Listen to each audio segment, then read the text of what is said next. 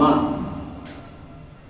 হযরত ওমর ফারুক রাদিয়াল্লাহু তাআলা আনহু বলেন, সমস্ত কোরআন এবং হাদিসের বিধিবিধান মানার নাম হয়েছে ইস্তেকামাত। আল্লাহ তাআলার সমস্ত বিধিবিধান মানার নাম হয়েছে ইস্তেকামাত। আমি কিছু মানলাম, কিছু ছেড়ে দিলাম, তাহলে আমি ইস্তেকামাত হইলাম না। যে ব্যক্তি ইস্তেকামাতের সাথে মৃত্যু পর্যন্ত লড়তে পারবে, থাকতে পারবে, আল্লাহ তাআলা তার সম্পর্কে একটি আয়াত নাযিল করেছেন, ইন্নাল্লাযীনা ক্বালু রাব্বুনাল্লাহু থুম্মা ইসতাকামু তাতানাজ্জালু আলাইহিমুল মালাঈকা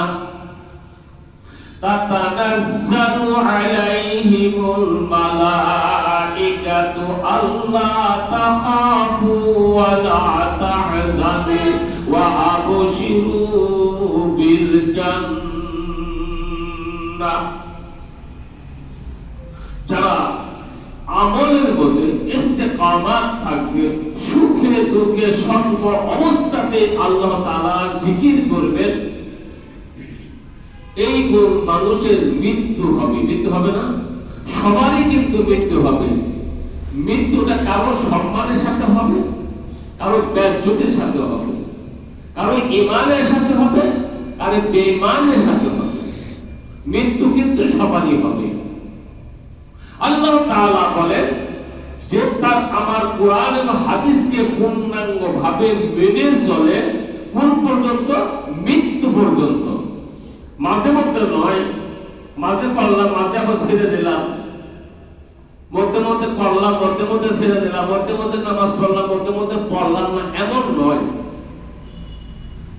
বালেক হওয়া পরের থেকে মৃত্যু পর্যন্ত যে ব্যক্তি আমার এই কোরআনকে, আমার রাসূলের হাদিসকে, এই বিধি বিধান যে মেনে চলবে, আমি আল্লাহ তাআলা তার মৃত্যুর সময় একটা নিয়ামত দান করব। বলেন সুবহানাল্লাহ।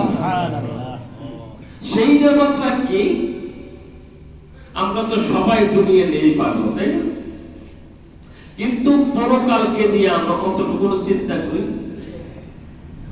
দুনিয়া কামাই করার জন্য আমি নিষেধ করতেছি না, বাথরুমে যাওয়াও প্রয়োজন না, ইস্তেনজা যাওয়াও প্রয়োজন, যতক্ষণ লাগে ততক্ষণ, নাকি দিন ভরায়?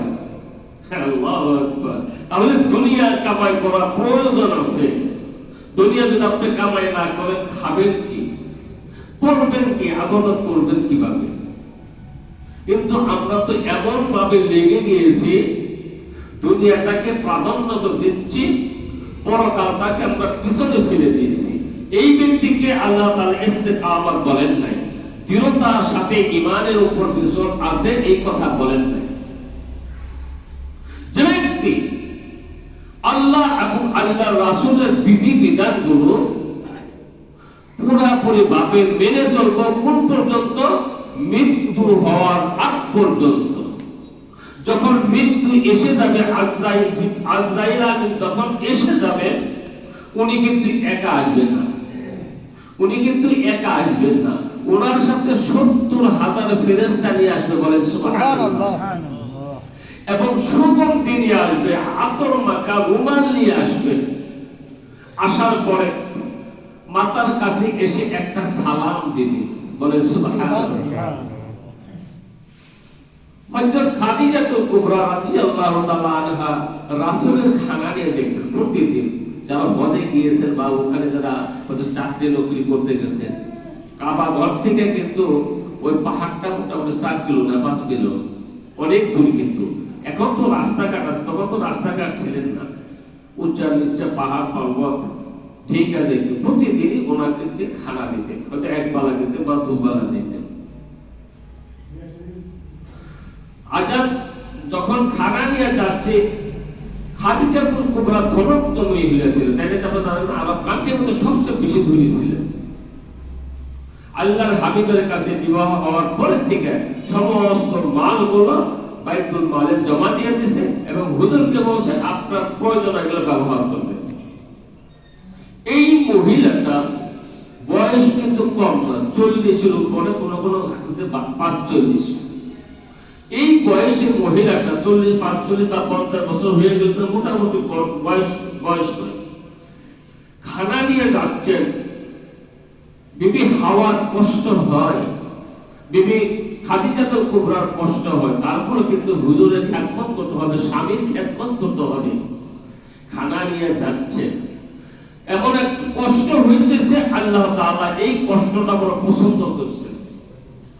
আল্লাহ তাআলা হুজুরের কাছে সালাম দিচ্ছেন যে আমার পক্ষ থেকে খাদিজাতুল কুবরাকে সালাম দিলাম।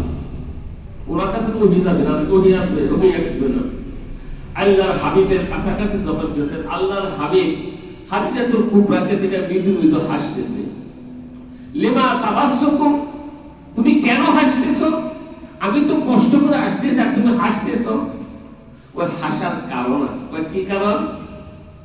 ওই কারণ একটা, এই মুহূর্তে জিবরাইল এসে আমাকে বলছে আল্লাহর পক্ষ থেকে খাদিজাতুল কুবরাকে সালাম দেওয়া হয়েছে। বলেন সুবহানাল্লাহ। খাদিজাতুল কুবরাকে আল্লাহ তাআলা সালাম দিয়েছে। কিসের জন্য? একমাত্র দৃঢ়তার সাথে আল্লাহ তাআলা খেদমত, রাসূলের খেদমত করার কারণে। এত কষ্ট হয়েছে, তারপর এই উনি খানা নেওয়া দেওয়া বন্ধ করেন নাই। এইটা হচ্ছে দৃঢ়তার সাথে। তো জিবরাইল, আজরাইল যখন আমার কাছে, আপনার কাছে আসবে, এসে আপনার মাথার কাছে এসে দাঁড়াবেন, দাঁড়ায় আপনাকে একটা ছোট্ট করে সালাম দিবেন, একটা খবর দিবেন। কি খবরটা?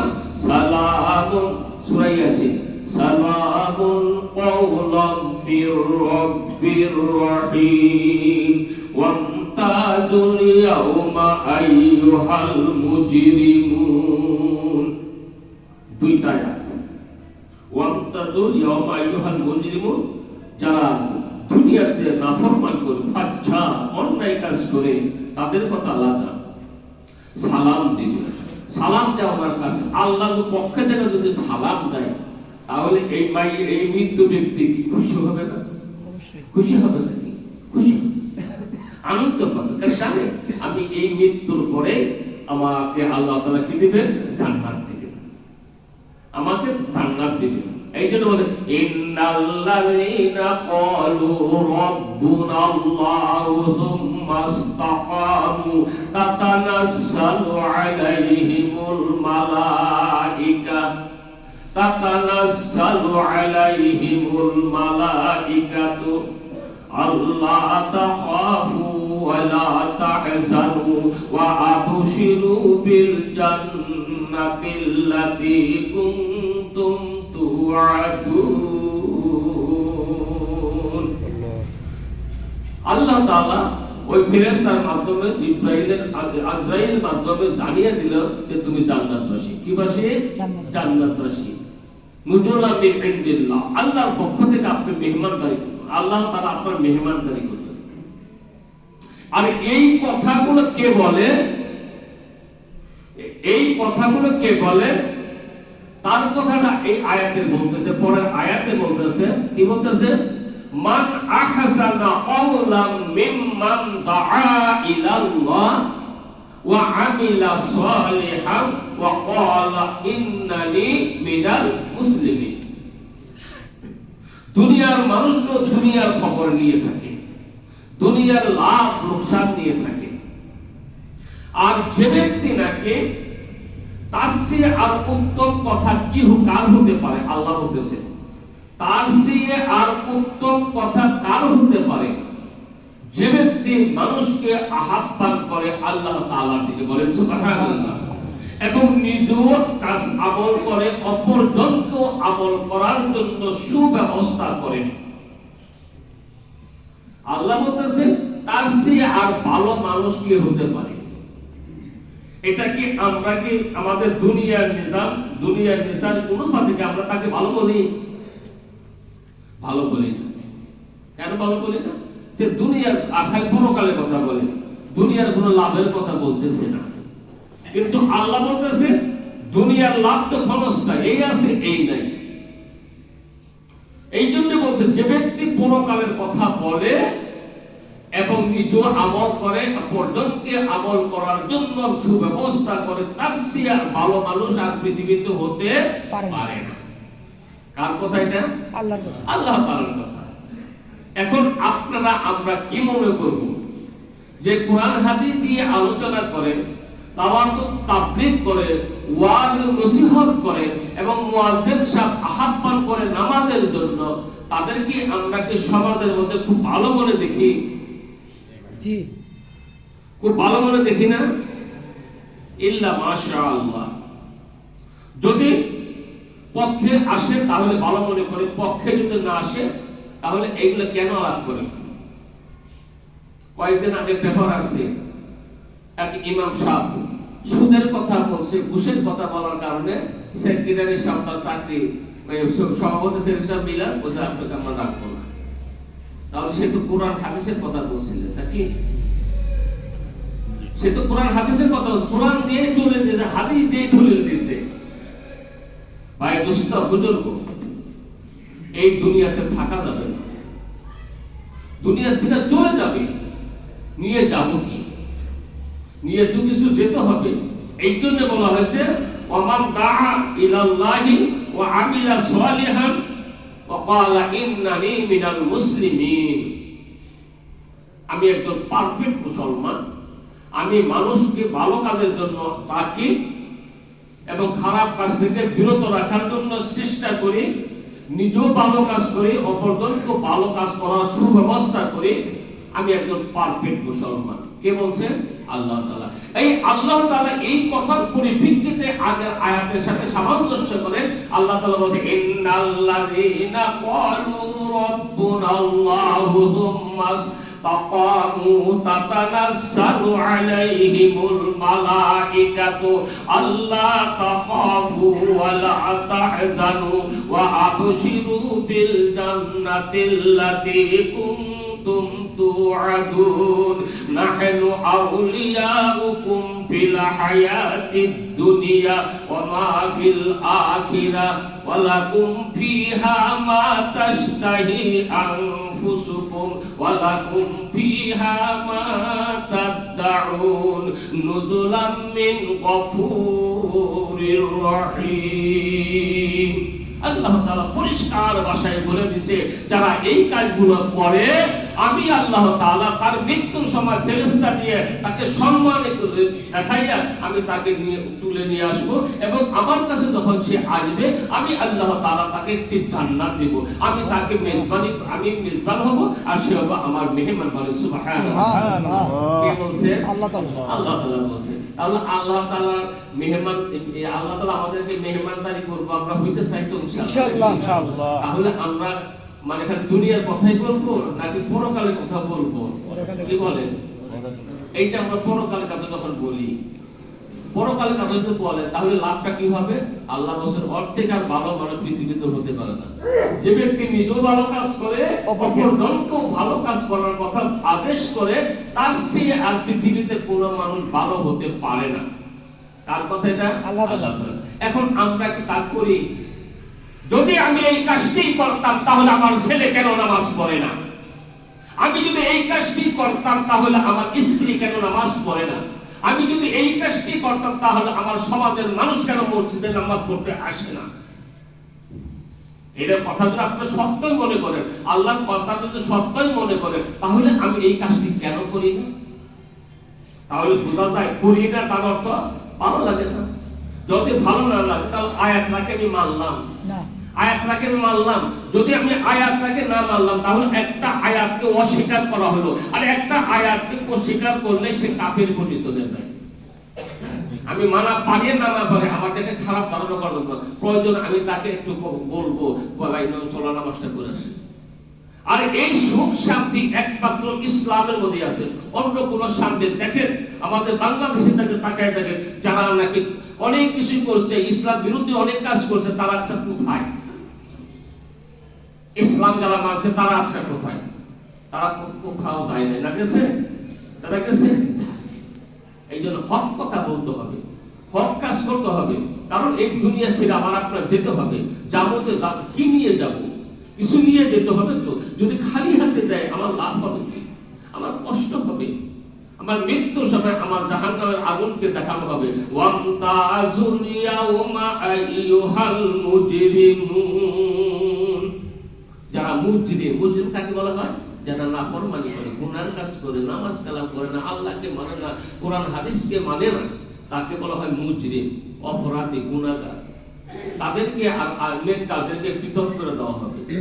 অন্তাজুল ইয়াউমা আইয়ুহাল মুজরিমুন, তাদেরকে পৃথক করে দেওয়া হবে। আল্লাহ তাআলা বলবে তোমরা পৃথক হয়ে যাও, কারণ দুনিয়া আমার রাসূলকে মানো না, আমাকে মানো না, আমার কোরআনকে মানো না, আমার কোরআন আইনকে মানো না, অতএব তোমরা দুই ভাগ হয়ে যাও, মাঝখান থেকে একটা পর্দা করে দেবো। আর তারা নেককার পরহেজগার, তাদেরকে রহমতের বেষ্টন করে রাখা হবে এবং আল্লাহ রাসূলকে বলবো যাও আপনি এগুলাকে নিয়ে জান্নাতে চলে যাবেন। সুবহানাল্লাহ।